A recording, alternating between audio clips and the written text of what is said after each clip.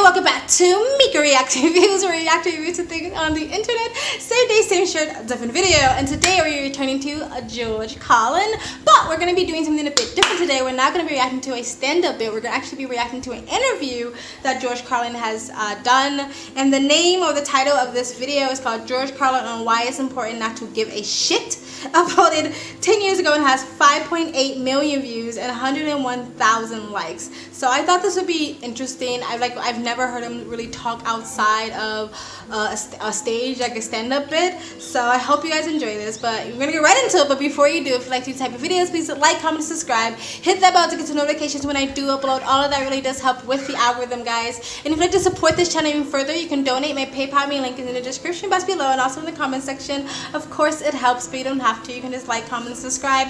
And another great way to support this channel is you can either join my brand new membership program. Different levels, different tiers, different perks. The very first perk, just for a few dollars a month, gives you a membership exclusive only videos, or you can just visit my merch shop. Other than that, sit back, relax, and enjoy the video. Alright, here we go. I was a victim of my own success, and I did some Ed Sullivans I hate. On those Ed Sullivan shows, I began to realize, not just there, everywhere, all these shows, I didn't fit. And here's what I was missing. I was missing who I was. I began with a dream of being Danny Kaye, which is a very mainstream dream. It's very middle America. It's a people pleaser job. And I dreamed a path that was traditional. Comedian, disc jockey, comedian, actor, big success. A mainstream dream. Meanwhile, what I really was an outlaw and a rebel, because I had lived that kind of life. I got kicked out of 3 different schools. I got kicked out of the Air Force. I got kicked out of the choir. I got kicked out of the altar boys. I got kicked out of summer camp. I got kicked out of the Boy Scouts. And I quit school at 9th grade. I had great marks. I was a smart kid, but I didn't care. They weren't teaching what I want. I didn't give a shit. It's important in life if you don't give a shit. It can help you a lot. All right, stopping it there. He's right. Like, don't give a shit. Like, of course, I've dealt with that here and there, especially when I was younger, wanting people to like me. But I kind of feel like I came out not giving a fuck. Like, no one can really tell me what to do, especially as I got older, like as a teenager. Like, yeah, I rebelled like most teenagers, but like it wasn't really just rebellion. It was even like from when in my friend groups and stuff like that. I just said what I said and I did what I did and I believed what I believed in, and I wasn't that persuaded by the group think or anything like that. But it is hard to believe that he wanted to be mainstream at some point. Like, that's hard to believe. Interesting. Let's get back into it. So I didn't give a shit. And I was I was a pot smoker when I was 13. We broke the law. We broke into cars. We broke into offices. We broke into Columbia University. We broke into stores. We did all sorts of unlawful things. And I was that kind of person. I was one who swam against the tide of what is expected and what the establishment wants from us.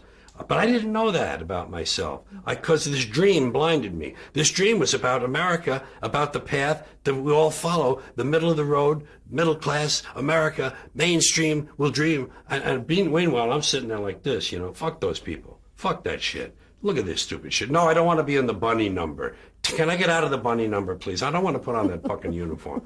You know, and I didn't know this dissonance was inside me. And in the period this is happening, all through the 60s, the counterculture was forming. The free speech movement started in Berkeley. The hippies were growing into a force. And peace, love, power, flower power, pot smoking, anti-authority. See, bing, ding, ding, ding, anti-authority. Throw over the establishment. Burn down the math building? Wow.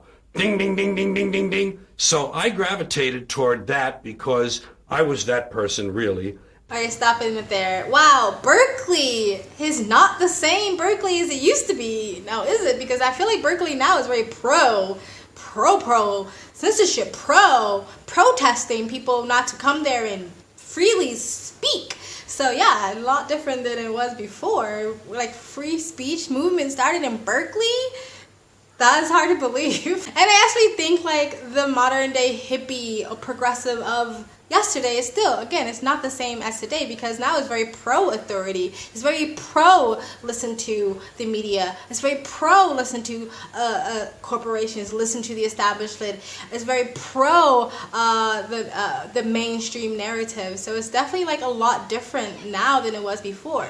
I think still true hippies, like the hippies that I surround myself with, that aren't a part of the mainstream, that's not a part of the matrix, that's not a part of the establishment, is still the hippies of yesterday. But like the progressives of yesterday, the modern progressives of today are not the same as it was before. Like people don't even realize, like back then in the 70s and the 60s, when the hippie culture was still really, really rising, things like saving the planet and green energy and all that stuff, that was seen as bourgeoisie. That was seen as like, oh, that's such a rich, privileged concern to have, where there's people starving but you want to go hug a tree.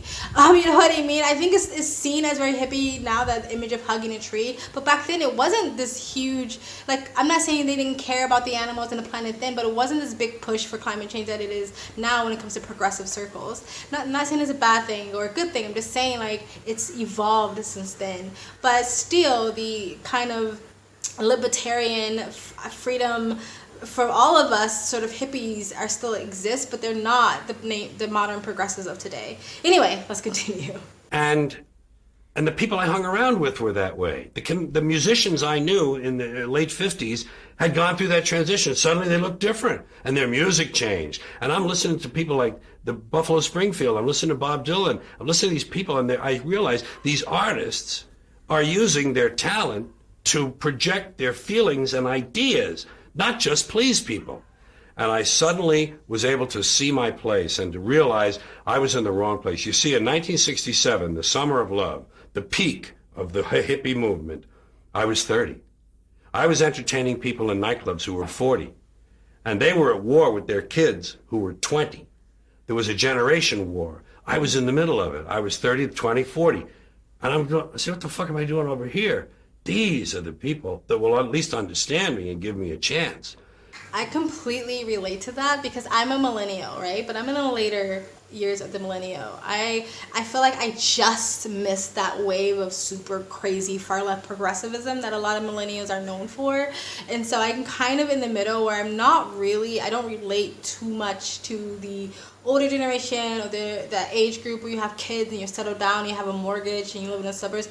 But I also am not like a far left, uni kid either. And so like I kind of am in the middle, but I found my community in the travel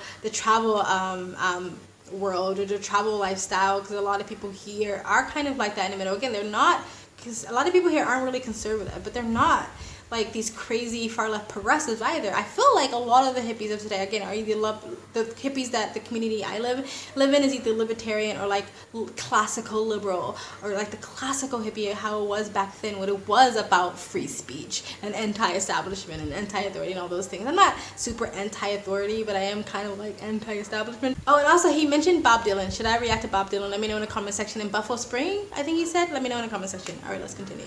So it took 2 years. I didn't go to the mountain and come back different. I didn't do a Bobby Darin. I didn't do a whatever, those people who just go away and they're back new suddenly. I took 2 years to change, and it happened on television. So I had denied that part of myself, and finally it came into full flower. And I never became a really big success until that. I probably had 200 television appearances by that time, and I still wasn't realized. I mean, that makes sense, because like if you're doing everything else everyone else is doing, because you're just sort of like trying to parrot what everyone else did to be famous, then of course you're not going to be as a big success, because that already exists. When you're going against and you're saying something new that people probably are really hungry to hear, of course that's when you blow up. So that completely makes sense, right? Sorry, I'm going to go back a little bit. Realized as a writer, comedian, as a comedian. By that I mean I hadn't let myself grow into that. And I found out later I was more than just a comedian. A lot of people would agree with that George Carlin was more than just a comedian. And it's so crazy how you say he did 200 TV appearances and he hadn't let himself grow until after that. And he mentioned this before where he was like, I just wanted to be successful. I wanted the American dream. So I just sort of pedaled along, not realizing that my personality doesn't actually match the path that I'm on. And I think a lot of people live their lives like that. I think a lot of people live lives of momentum. You know, I went to this school, so I met this person, I have these friends, so I got this job, and then I met this person, so I got married to that person, then we had kids. It's just like momentum. Like no one's stopping and going, wait a minute, is this actually the right path for me? Is this actually what I want to be doing? That's why I'm not very with the whole new way of traditionalism and conservatism, and I even disagree a little bit with Dr. Jordan Peterson when he talks about how young people should just get married and have kids, whereas I think you should very much take advantage of your youth and figure out who it is the fuck you are and what path that you actually want to be on before you now have responsibility for 3 other mouths and 3 other people that you never actually be able to take time to figure that out. And getting to know yourself doesn't mean you go make a bunch of stupid long-term mistakes and decisions, but like that is for me what your youth is for. I'm not saying you have to be young to do these things. You can do it at any age, but unfortunately that's the way the society usually goes, is at a certain age you've already sort of rooted all these responsibilities and these accountabilities in your life, where it's not as easy to detach if you do figure out one day you don't want this path or this lifestyle anymore. It's still possible. I encourage people to do it, but that's not usually how it goes. That's why I'm very anti this idea like, oh, you're 19, 20, you should have babies and pop out a bunch of kids really quickly. Like, why? You don't even know who the fuck you are at that age. Anyway, that was great. That was amazing. It made me actually really like George Carlin even more, hearing his actual thoughts, because yeah, you hear him on stage and you believe he believes what he believes in, but you also know comedy is exaggerated and it's meant to make a joke and it's meant to have a punchline and stuff like that. And so sometimes to hear someone off a stage out of their persona, they actually do really feel how they feel that matches the person they are on stage. That's good to see, you know what I mean? Anyway guys, tell me what you think, what I said, what he said. Let's have a conversation in the comment section below. Please like, comment, subscribe, hit that bell to get your notifications when I do upload. All of that really does help with the algorithm, guys. If you want to support this channel any further, you can donate. My PayPal link is in the description box below and also in the comment section. Of course it helps, but you don't have to. You can just like, comment, and subscribe. But another great way to support this channel is either join my brand new membership program or my brand new Patreon. Different levels, different tiers, different perks, or you can visit my brand new merch shop. I also have a second travel vlog channel. I travel as a lifestyle, or I live abroad. If you'd like to know where I am in the world, you can go to the description box below, also in the comment section, hit the link, go subscribe to my travel vlog channel and or follow my travel Instagram. My stories is usually what's most up to date, and you guys have an amazing day. Bye!